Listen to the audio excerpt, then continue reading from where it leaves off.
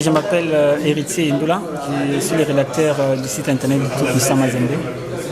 Parlant de l'absence de Sunzu, vous l'avez remarqué que Sunzu a pris un deuxième carton jaune.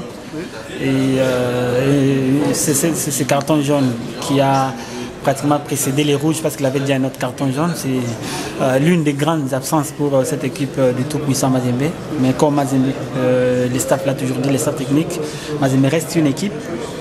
Et en ayant une équipe, il y a des individus qu'on place dans une équipe.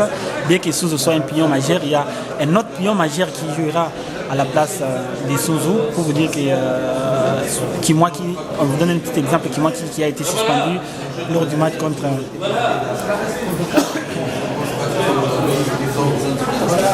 contre Birikou. Mais il y avait d'autres pions qui ont joué à la place de Kimwaki. Ça reste une très grande absence. Corbeau du Tout-Puissant Mazembe à Lubumbashi, ils ont été un tout petit peu bloqués dans leur jeu par l'Espérance qui a joué derrière pendant 90 minutes.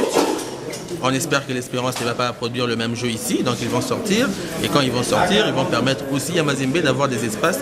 Donc on va assister à un match plein pendant 90 minutes où toutes les équipes auront leur chance, surtout qu'il y a eu un nul de 0-0.